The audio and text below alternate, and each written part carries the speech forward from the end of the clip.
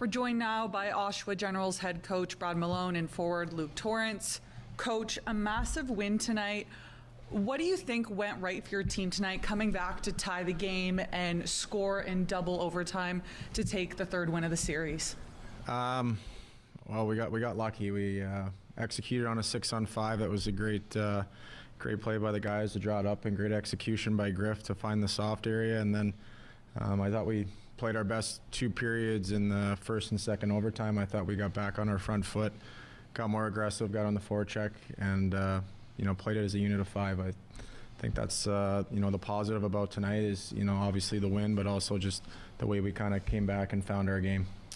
What was the message heading into those extra frames to make sure the job got done? Stay aggressive, stay confident, continue to do what we do, and like I touched on, I just didn't think we were at our best the first 3 periods.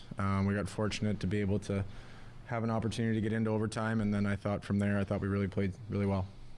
Luke, scoring the game-winning goal in double overtime, can you run us through that moment and how it felt out there for you? It was kind of the biggest goal of my career so far.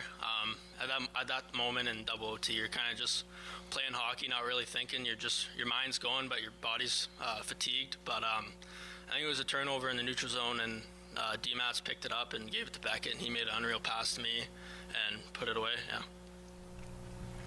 Coach Noah Powell's a big block and then goes down the ice and scores. Also a primary assist tonight. What did you like about his game here? He was just tenacious. He was palsy. I thought every time he was on the ice, he made an impact on both ends of the rink. I thought when he had pucks, he held on to him. He didn't throw a lot of things away. It's been a trend of his the last probably 2 or 3 weeks. He's really coming into his own. I think the late transition here is obviously a little bit behind the 8 ball, but I think he's caught up to speed. He's integrated in the room, and we're very lucky to have him. A game with 13 goals in it, and it felt like Luca D'Amato has really elevated his play, but he doesn't get an assist until the secondary one in double overtime. Nice for him to get rewarded, which felt like a really strong game from him.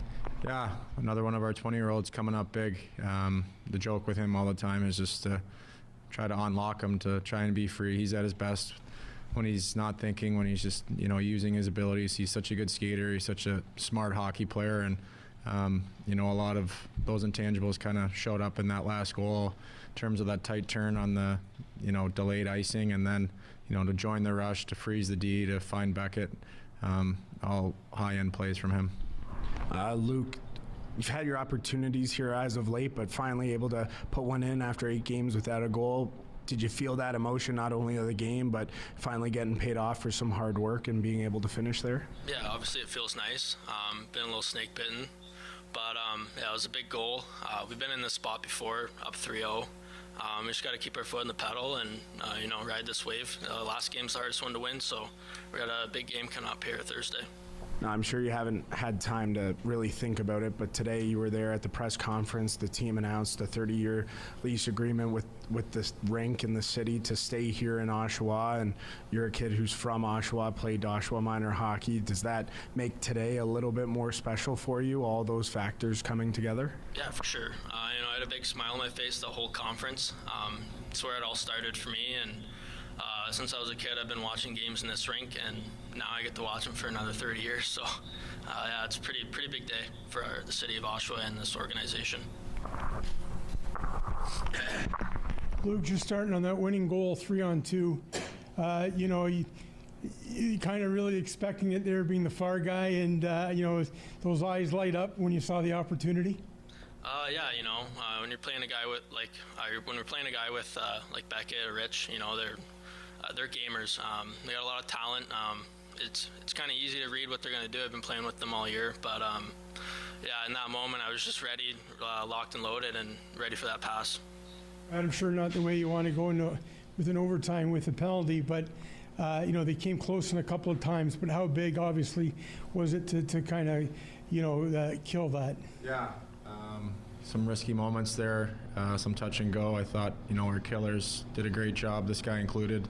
And then Ozzy, he came up huge with a couple of point-blank saves, stood his ground. And, it's been one of the areas all year for us that's been a point of emphasis in terms of cleaning up. Barry's got a lot of talent on the other side, so To have a 2-minute kill, and it was nerve-wracking, but obviously I thought, we stuck to the structure, and when we bent, we didn't break. Brad, you pulled the goalie 2:30, I think, left in the game, and then you did a good job of not only obviously getting the equalizer, but you kept them pinned in, and you gave yourself a couple of chances, and you finally got one. Yeah, that's all Mario and Fruge. I think a lot of conversations going on in between games and the day of, just on certain situations, face-offs, in-zone looks. My hands are not on that. I got all the trust in the world for those guys to come up with a plan, and then the guys that go out there and execute it. It was something obviously we talked about at the last few games, just about getting prepared during the regular season. We've been in a lot of those situations, so I felt comfortable, and I know the guys do as well, in terms of 2.5 minutes trying to press for a late one.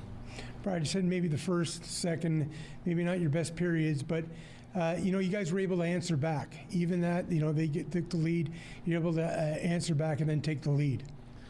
Yeah, that's something that, all playoffs really, we've just shown a lot of resiliency, a lot of character, a lot of don't quit. We've had a lot of moments where we've been down early in games, and it'd be very easy for, some individuals to check out, and I can say that it's nobody. There's no quit in that room. There's a ton of belief, and it goes back to our leadership, to our 20-year-olds, the guys that are, leading inside that room. Obviously, a coach can go in and give a hoorah speech or try and fire the kids up, but at the end of the day, it has to come from them, and it's a pleasure to watch them, just put a strong effort out every night and continue to believe that, if we work, we're going to get the result that we want.